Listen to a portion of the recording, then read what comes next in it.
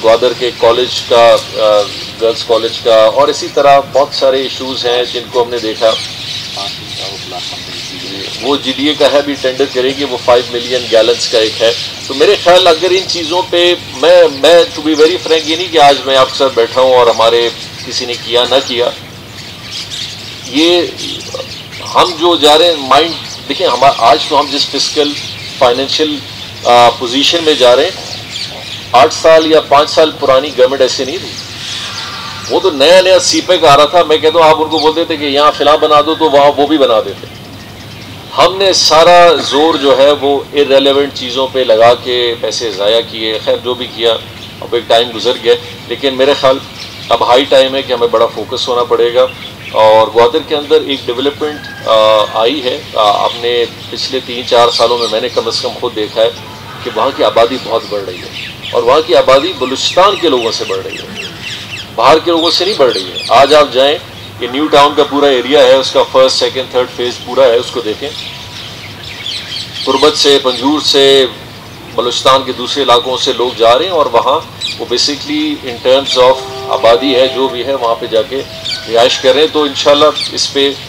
थोड़ी बहुत ये चीज़ों में जो एक तब्दीली कोशिश हम लाए हैं, इसको इंशाल्लाह थोड़ा और एक्सपीडाइट करेंगे, थोड़ी जिम्मेदारी और भी देंगे इंशाल्लाह। देखिए रोड शो में मैं जो देख रहा हूँ कि हम 3-4 चीज़ें जिसमें बलूचिस्तान में बड़ा पोटेंशियल है। मिनरल रिसोर्स बलूचिस्तान का बहुत बड़ी चीज़ है, इसको हमें एक्सपीडाइट देखना चाहिए। कोस्ट हमारा फिशरी में बहुत बड़ा पोटेंशियल रखता है, समंदर की फिशरी में नहीं, केज फार्मिंग कॉन्सेप्ट पे, क्योंकि चाइना ने इस पर बहुत काम किया हुआ है। वियतनाम की मैं आपको सिर्फ बताऊं कि वियतनाम का जो सिर्फ केज फार्मिंग से और फिशिंग से एक्सपोर्ट है वो तकरीबन 4.5 से 5 अरब डॉलर है, और उसके पास कोस्ट आप जितना बिल्कुल नहीं है, और उसकी वाटर क्वालिटी भी आप जैसे नहीं, आपकी वाटर क्वालिटी उससे बहुत बेहतर है। टूरिज़्म का एक बहुत बड़ा एस्पेक्ट है जिस पे काम किया जा सकता है। बलूचिस्तान में चूँकि पानी बहुत बड़ा मसला बनता जा रहा है, हमें बड़ा सीरियसली सोचना है कि हमारा एक बहुत बड़ा तबका सेब, एप्रिकॉट, चेरी, इन पे इनका एक बहुत बड़ा, ख़ासकर सेंट्रल बेल्ट का, और ये पानी जिस तेज़ी से नीचे जा रहा है, इसीलिए कुछ चाइनीज़ ऐसी कंपनीज थी जिनके साथ मैंने बात की कि हमें उन प्रोडक्ट्स की तरफ अभी जाना पड़ेगा कि जिनकी पानी की कंजप्शन कम हो। सेब बहुत पानी पीता है, और अगर 200-300 फुट पानी आपका और नीचे चला गया तो 1000 फुट से ट्यूबवेल से फिर पानी निकालना, वो बोर ही करना तकरीबन 25-30 लाख का पड़ जाता है, तो बड़ा मुश्किल होगा। इस पे हमें थोड़ा सा टेक्नोलॉजी को भी लेना है और क्रॉपिंग्स की तरफ भी जाना है।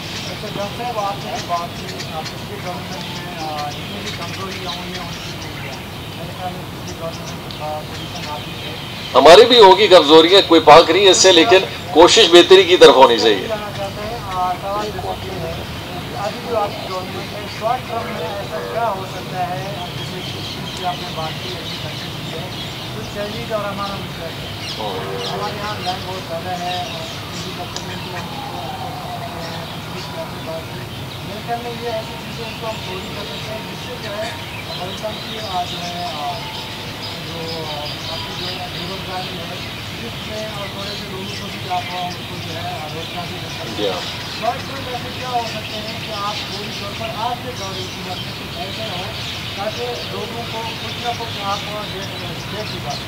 देखिए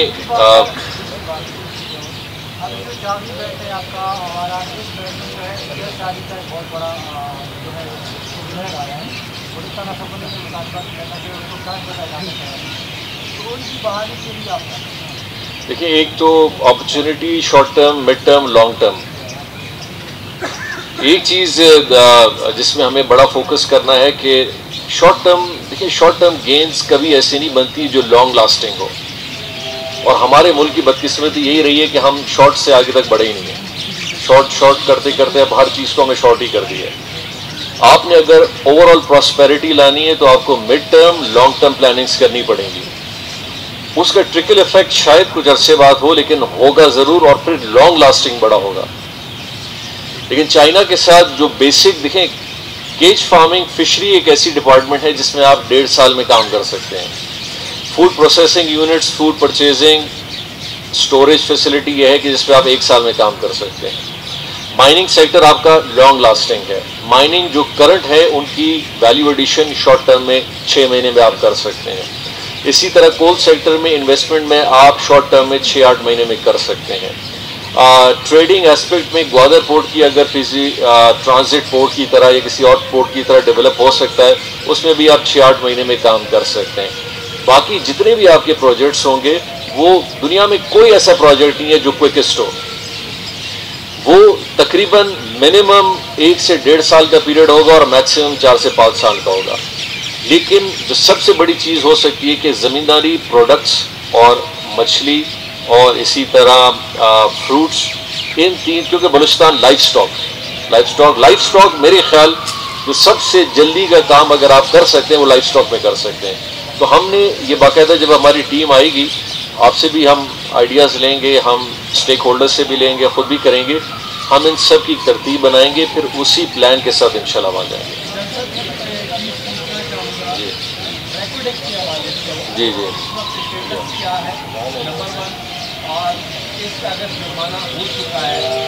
اصل میں اس کا نام ہے ریک ڈک.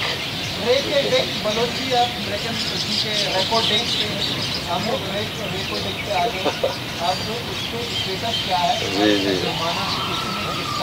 دیکھیے, اس پہ میرے خیال ہمیں قدرت نے ہمیں بڑی کمی چیزیں دے دی اور وہ بھی ہم نے کانٹروورشل کر دی ہے. ریکوڈنگ کا یہ ہے کہ آپ کو جیسے پتہ ہے کہ وہ ہم ایکسیڈ میں اس کا کیس ہار چکے تھے,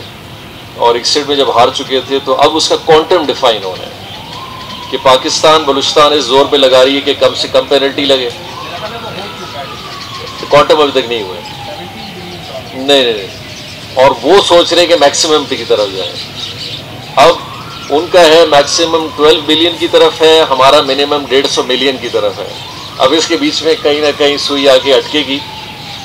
دیکھیں, ہم نے بلوچستان میں ایک بہت بڑی بدقسمتی ہے, ایک ریکوڈک کے چکر میں ہم نے بلوچستان کا پورا منرل پوٹینشیل رسک پہ کر کے بند کر دیا. آپ ریکوڈک کو اگر سائڈ پہ کریں,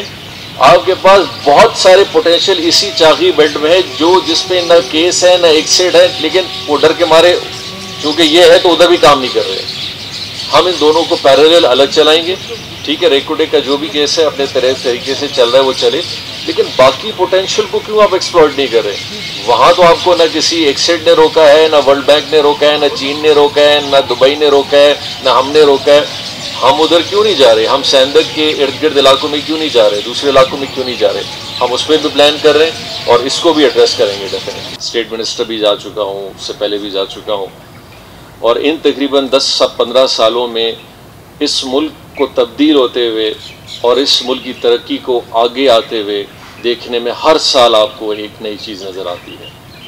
اور صرف اسٹیگنٹ نہیں ہے, چینج بھی ہو رہی ہے. تو اس ٹائپ کی چیز کو پرائم منسٹر نے بھی بڑا اپریشیٹ کیا کہ ہمارا بھی ایک بہت بڑا ایک ٹاسک ہے پاکستان میں کہ ہم وہ کون سے فیکٹرز کو سامنے رکھتے ہوئے آگے کی طرف جائیں کہ ہم اپنے ملک میں بھی غربت کی سطح میں اتنی کمی لا سکیں. پھر اسی طرح بائیلیٹرل بہت ساری چیزیں بات ہوئی ہیں کہ پاکستان کا ایک ریلیشن شپ, اور اسی طرح چین کا ایک تعلق پاکستان کے ساتھ, سی پیک ہے, کوآرڈینیشن ہے, فیوچر ہے. اس پورے وزٹ میں ایک بہت بڑا فوکس اس پروگرام کا بھی تھا کہ چائنا نے جس پروگرام کے لیے شنگھائی پھر پرائم منسٹر کو اور ہمیں بھی جانا پڑا, وہ تھا شنگھائی کا جو امپورٹ ایکسپو کانسیپٹ تھا جس میں ہم نے پارٹیسپیشن کی. یہ بھی ایک نیا کانسیپٹ ہے جس میں چین نے پہلی دفعہ دنیا میں کام کیا کہ عموماً دنیا میں ایکسپورٹ ایکسپوز ہوتے ہیں کہ جن چیزوں کو انہوں نے ایکسپورٹ کرنا ہوتا ہے تو اس کے بارے میں فیئرز رکھے جاتے ہیں, ایکسپوز رکھے جاتے ہیں.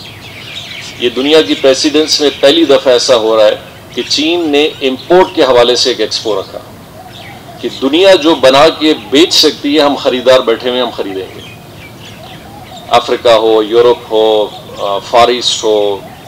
گلف ہو, ہمارا ملک ہو یا بہت سارے علاقے ہوں, یہ کانسیپٹ بہت ڈفرینٹ ہے. اور یہ کانسیپٹ میرے خیال سے اس ساری فارن پالیسی اور فارن ٹریڈ کو ٹوٹل ایک نیا چیپٹر دے گا. عموماً یہ دیکھا جا رہا تھا کہ کچھ عرصے میں بات ہوئی کہ چائنیز جو پروڈکٹس ہیں یا چائنیز انویسٹمنٹ ہے وہ جس ملک میں جاتی ہے تو اس ملک کا جو بزنس ہے وہ رسک پہ آ جاتا ہے اور وہ کمپیٹ نہیں کر پاتا. اور جب کمپیٹ نہیں کر پاتا تو ان کے لیے لوکل مارکیٹ اور ایکسپورٹ مارکیٹ میں بہت بڑی دشواریاں آتی ہیں. اب وہ اس کانسیپٹ سے ہٹ گئے. اب انہوں نے کہا ہم پروڈیوس نہیں کریں گے, آپ پروڈیوس کریں, آپ بنائیں, ہم آپ کے خریدار بنتے ہیں, اور آپ اپنا جتنا بڑا ایک مارجن آف اکنامکس لا سکتے ہیں چائنا اس کو ایڈجسٹ کرے گی. تو اس میں ایک بہت بڑی چیز دیکھنے میں یہ آ رہی ہے کہ یہ فارن پالیسی پہ, ریجنل پالیسی پہ, اور خاص کر پاکستان کے لیے ایک نیا چیپٹر کھولے گی, خاص کر ہمارے ان بزنس سیکٹرز کے لیے بلوچستان میں بھی, بلوچستان سے باہر بھی, کہ ہم ان وینچرز کو کس طرح دیکھیں جو ہمیں یہ اپرچونٹی چائنا کے اندر دلا سکتی ہے. اس پروگرام کے اندر چونکہ میرا تعلق ڈائریکٹ اس لحاظ سے نہیں تھا کہ ہم وہاں پہ کوئی ایم او یوز یا ایگریمنٹس یا کچھ اور کرنے جا رہے ہیں, لیکن یہ ایک اپرچونٹی چونکہ پرائم منسٹر صاحب نے بلوچستان کو دی تھی, تو ساتھ ساتھ میں نے محسوس کیا کہ بہتر ہوگا کہ گورنمنٹ آف بلوچستان بھی اپنی ریپرزنٹیشن وہاں لے جائے,